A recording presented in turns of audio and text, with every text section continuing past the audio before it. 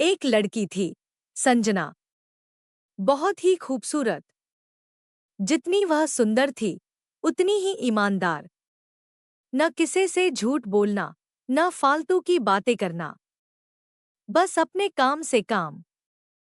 संजना की क्लास में एक लड़का था, जो मन ही मन उससे बहुत प्यार करता था। नाम था उसका संजय। लड़का अक्सर उसके छोटे-मोटे काम कर दिया करता था।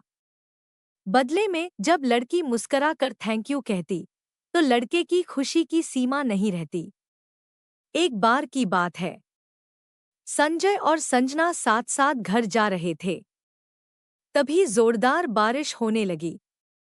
दोनों ने एक पेड़ के नीचे शरण ली। बारिश बहुत तेज थी। कुछ ही पलों में बूंदें छन छन कर नीचे आने लगी। ऐसे में बारिश से बचने के लिए दोनों एक दूसरे के बेहद करीब आ गए।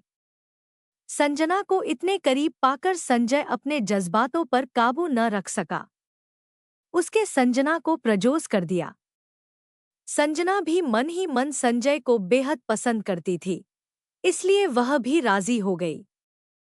और इस तरह दोनों का प्यार परवान चढ़ने लगा। एक बार की बात है, संजना उसी पेड़ ने नीचे संजय का इंतजार कर रही थी। संजय बहुत देर से आया। उसे देखकर संजना नाराज होती हुई बोली, तुम इतनी देर से क्यों आए? मेरी तो जान ही निकल गई थी।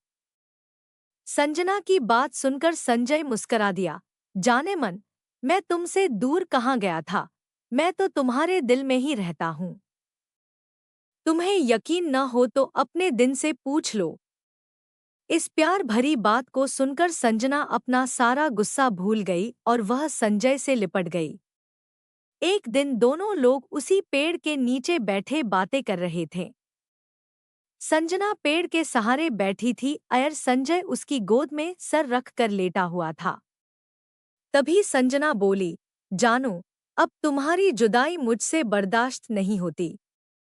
तुम्हारे बिना एक पल भी मुझे 100 साल के बराबर लगता है। तुम मुझसे शादी कर लो, नहीं तो मैं मर जाऊंगी। संजय ने झट से लड़की के मुंह पर अपना हाथ रख दिया और बोला, मेरी जान, ऐसी बातें मत किया करो।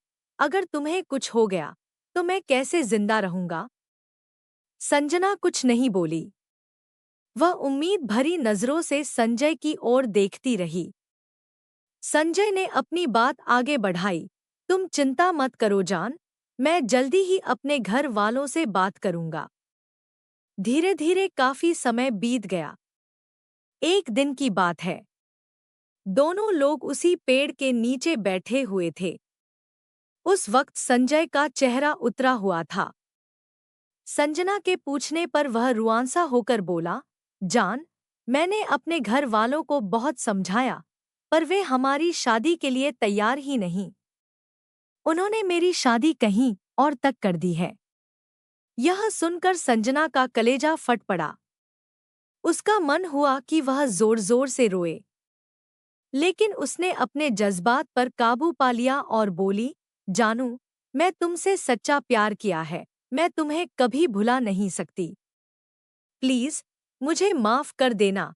संजय धीरे से बायला, वैसे अगर तुम चाहो, तो हम लोग हमेशा अच्छे दोस्त रह सकते हैं। संजना यह सुनकर जार-जार रोने लगी। संजय ने उसे बहुत समझाया, पर संजना चाहकर भी अपने आप पर काबू नहीं कर पाई और वह रोते हुए अपने घर को चली गई। देखते ही देखते संजय की शादी का दिन आ गया। उसे यकीन था कि उसकी शादी में संजना जरूर आएगी, पर ऐसा नहीं हुआ। हाँ, उसका भेजा हुआ एक गिफ्ट पैक उसे जरूर मिला। संजय ने कांपते हाथों से उसे खोला। उस गिफ्ट को देखते ही संजय बेहोश हो गया।